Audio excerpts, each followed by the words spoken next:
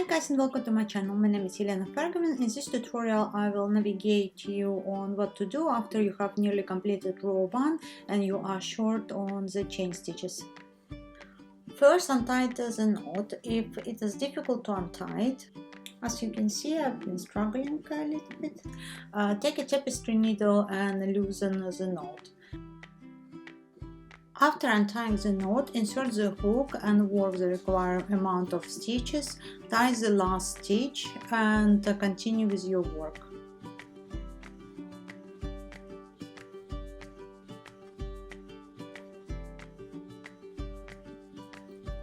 I will work a few stitches and I will show you how it will look like.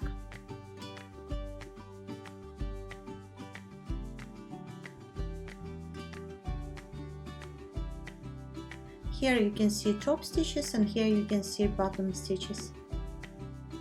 Thank you for watching. I hope you've had a great experience.